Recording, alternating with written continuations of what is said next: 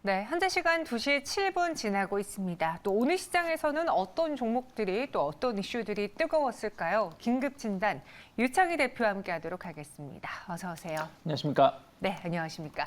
오늘 세 가지 상황실을 유창희 대표님과 함께 알아볼 거고요. 첫 번째 상황실 바로 들어가 보도록 하겠습니다.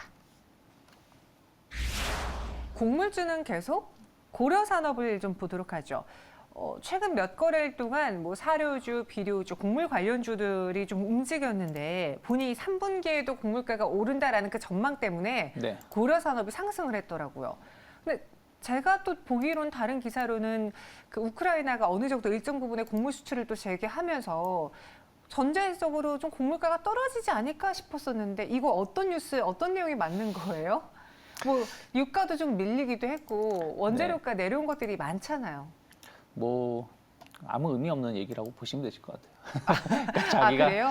자기가 보고 싶은 것만 보고 네. 뉴스가 나오는 거라 보면 될 것 같은데 무슨 얘기냐면 지금 그러니까 곡물 가격뿐이 아니죠. 유가도 그렇고 뭐 나머지 원자재 가격도 그렇고 유일하게 천연가스만 제외하고는 모두 다 러우 전쟁 이전의 가격으로 회귀가 되어 있죠.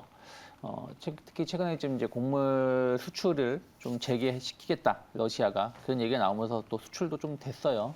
그러면서 이제 또 곡물 가격이 좀 하락을 좀 했는데 뭐 솔직히 잘 모르겠어요. 저는 이 농산물 관련된 인플레는 네. 좀 길게 갈 거라 보고 있어요. 그러니까 지금은 좀 하락해 있지만 뭐 우크라이나가 지금 뭐라 그럴까요?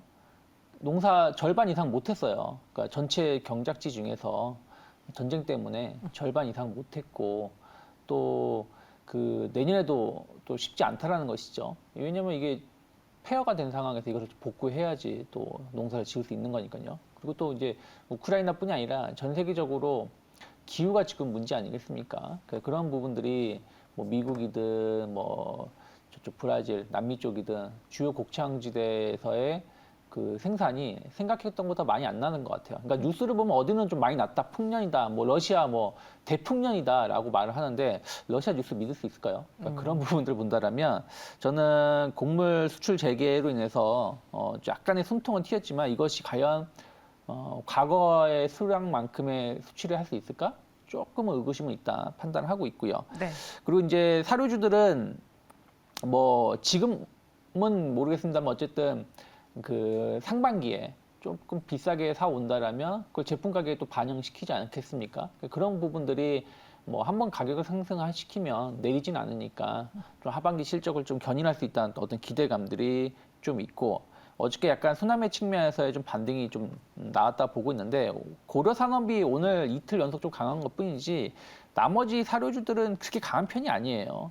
특히 뭐 카나리아 바이오, 뭐 현대 사료라고 볼 수 있겠죠. 이에서는 오늘 폭락 15% 정도 하락이 나오고 있는 것이고, 그러니까요. 예, 나머지 사료주들도 그냥 보합권입니다. 어제 한일 사료가 좀 많이 올라왔는데 오늘은 강보합권의 흐름을 좀 보여주고 있고, 뭐 팜스토리 같은 경우도 약보합 정도 흐름을 보여주고 있기 때문에 일단은 순환매 측면에서 상승을 했고 고려산업이 특별하게 어떤 매력이 있어서 더 올라가는 건 아니다라고 보고 있습니다. 알겠습니다. 사실 겨울에 뭐 혹한기가 오게 되면은 에너지도 부족할 것 같고 그리고 겨울철에는 또 곡물이 안 그래도 남은 재고로만 써야 되잖아요. 네. 더 만들어낼 수가 없기 때문에 수확할 수 없기 때문에 재고로만 써야 되기 때문에 더 힘들 것이다. 뭐 그런 전망 때문에 많은 분들이 곡물가는 계속 오르지 않겠느냐 이런 분석을 해주고 계십니다. 실제로 이런 러우 전쟁으로 인해서 곡물가가 올랐다, 원재료가가 올랐다라고 하잖아요. 네. 그럼 이 곡물주, 사료주들의 실적은 올해 1, 2분기에 드라마틱하게 좋아졌나요? 아니요? 아직 질문을 다 끝내지도 않았는데. 안 좋아졌어요? 네. 왜 근데 좋아져야 되는 거 아니에요?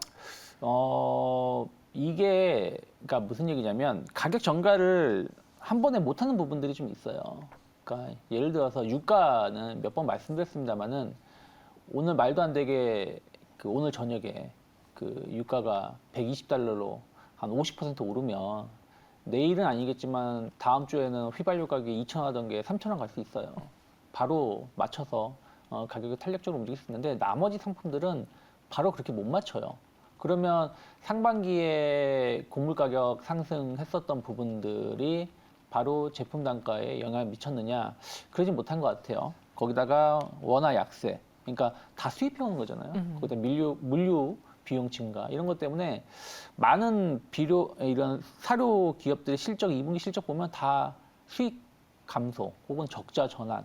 뭐 고려산업도 적자 전환으로 제가 알고 있는데 혹은 그 수익이 한 1, 2억대로 정도로 줄어든 걸로 알고 있어요. 그래서 대부분 기업들이 손실을 좀 보고 있다라고 보시면 되겠고 또 하나는 다른 예를 들어서 그 농약이라든지 종묘라든지 이런 회사들은 만약에 이런 그 원재료 가격 상승으로 인해서 약간의 영업 손실이 발생하거나 문제가 발생한다. 그러면 정부 보조금이 나와요.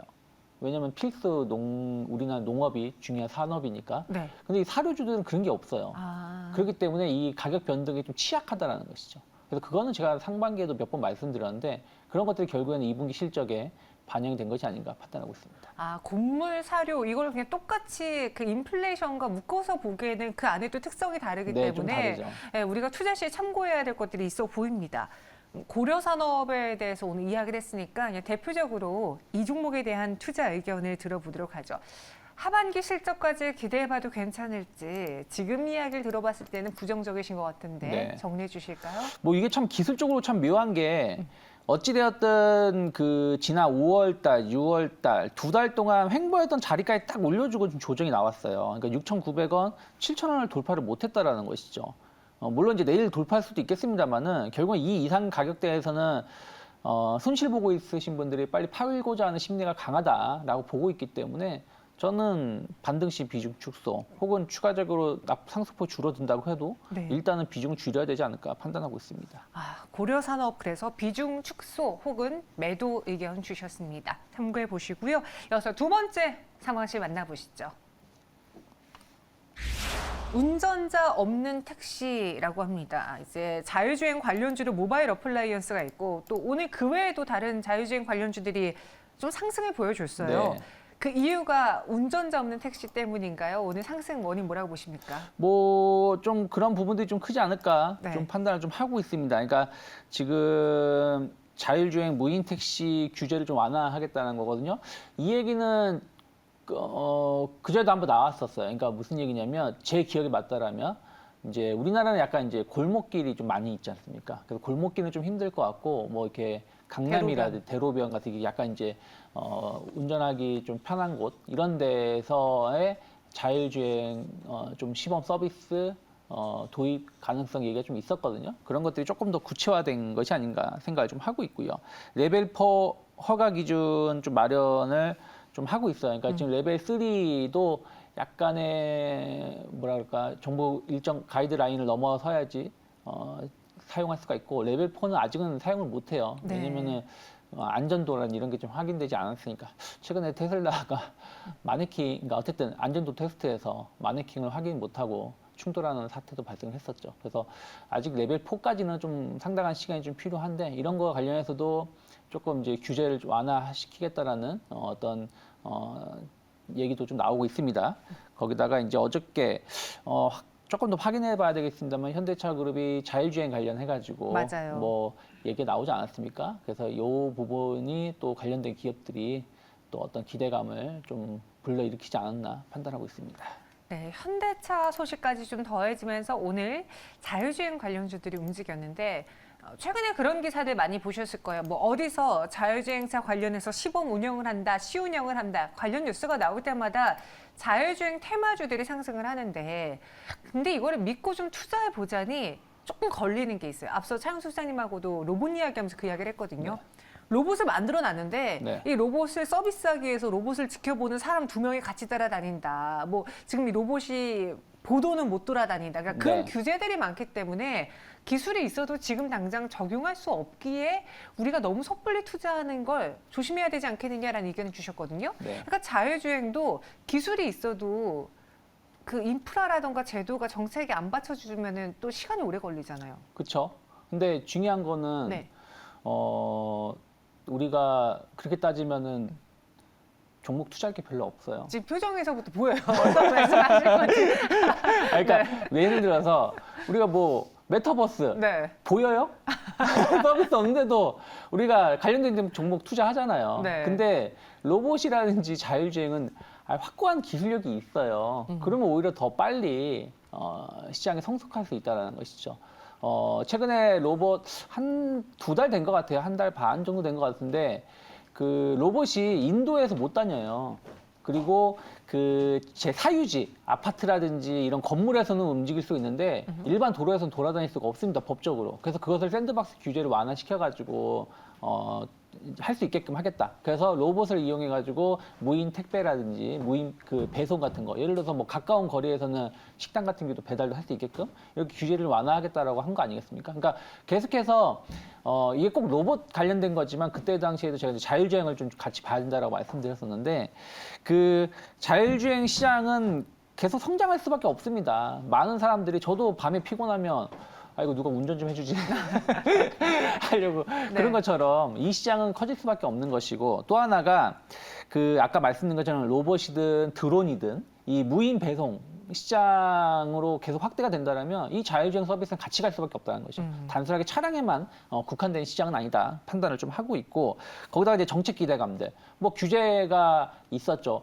하다못해 우리가 레벨 3, 아니 2 정도 가는 것도 정부가 규제 완화하는데 쉽지가 않았었어요. 아직 그런 것들이 위험하다 보니 안전성의 테스트가 완벽하게 끝나지 않았었으니까 과거에. 근데 이런 부분들이 빠르게 규제를 좀 완화시키겠다라는 거. 거기다가 유럽이 얼마 전에 발표한 내용을 보면은 2025년인가요?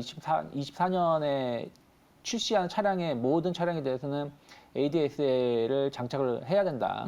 법안을 발표했거든요. 그러니까 최소 기본적인 안전 보조 장치를 적용하겠다라는 것이죠. 현대차 그 신차, 그러니까 연말 내년 신차 발표 내용을 보면 전기차 위주의 신차도 있지만 전기차인가요? 제가 그건 정확히 모르겠는데 모든 차량인지 전기차에 한해서인지 모르겠습니다만은 하여튼 그 모든 새로운 차에다가는 자율주행 서비스를 기본 옵션, 그러니까 선택 옵션이 아니라 기본 옵션으로 제공하겠다라는 그런 내용들이 있었거든요. 그만큼 이 시장은 커질 수밖에 없고 많은 소비자들이 관심 있어 하는 부분들이기 때문에 조금 다른 성장주들, 그러니까 지금은 기대감이 있지만 시장이 받쳐져 있지 않아서 올라갔었던 섹터하고 비교해 본다면 오히려 로봇이라든지 자율주행 시장은 더 빠르게 시장에 적용될 수 있지 않을까 판단하고 있습니다. 아니 요즘 택시 잡기가 그렇게 힘들잖아요. 네. 뭐 대리 잡기도 대리 부르기도 엄청 힘들다고 하는데 그럴 때마다 저는 내 차가 좀 자율로 가줬으면 얼마나 좋을까 그 생각을 하거든요. 근데 제 차는 좀 산지 오래돼서 손 놓는 순간 끝나요.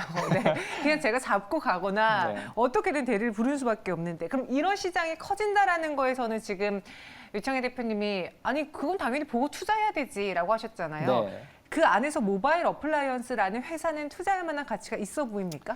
뭐 나쁘진 않다 생각하고 있어요. 네. 뭐 주요 메이저 업체들하고 기술 라이선스 계약도 하고 있고 개발도 하고 있고 뭐 매출이 뭐 엄청 폭발적으로 늘어나지 않지만 그러니까 아직 뭐 발생한 건 아니지만 안정적인 좀 약간의 수익이라도 있고 적자 기업은 아니지 않습니까? 그래서 그런 부분들 본다라면 좀 나쁘지 않다 판단하고 있는데 다만 이제 뭐 말씀드린 것처럼 이렇게 좋은 얘기를 하더라도 이 시장이 받쳐줘야지 가는 거 아니겠습니까? 시장이 아직까지는 기술적 반등의 권역에 있는 것이고 여러 이슈들이 아직 뭐 예를 들어서 애플카라든지 또 이런 이슈들이 같이 맞물리면서 올라온다면 좋겠지만 아직 그런 것들은 좀 아니다 보니까 주가 상승이 좀 제한적인 것 같아요. 저점 대비해서 많이 올라왔어요. 한 34% 정도 올라왔고 지금은 지난 6월달, 5월달 그러니까 어떻게 보면은 최근 1년 정도 그러니까 작년 한 8, 9월부터 올 6월달까지 횡보했던 자리 언저리까지 좀 올라오는 상황이기 때문에 일단 단기 목표가는 4,200원 정도까지는 열려 있지 않을까.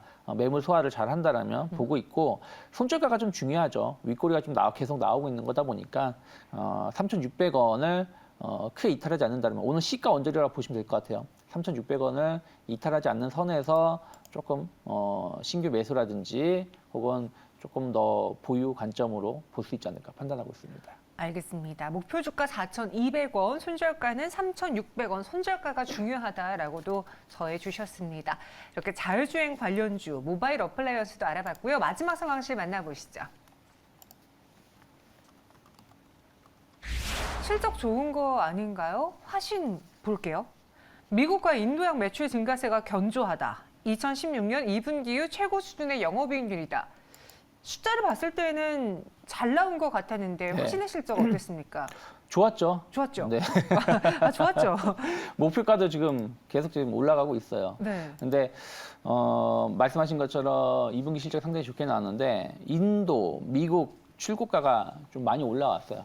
물론 현대차가 출고가를 많이 올렸죠. 우리 국내 차량도. 그래서 그런 부분들이 부품사들한테 좀 안정적인 좀 매출을 좀 보여줬다 생각하고 있고, 또 SUV 판매, 결국엔 대세가 SUV 아니겠습니까? 그래서 SUV 시장이 확대됨으로 인해 가지고 좀 제품 믹스에 성공을 하면서 반사이익을 좀 누렸습니다. 거기다가 지금 낮은 신차 재고, 거기다가 인도 같은 경우는 지금 기아가 인도 공장 같은 경우 3교대 풀 가동하고 있다고 해요. 그럼에도 불구하고 지금 뭐 차량이 부족한 상황이라고 하고 있으니까 그런 부분들이 오히려 또 하반기 실적에 대한 어떤 기대감들.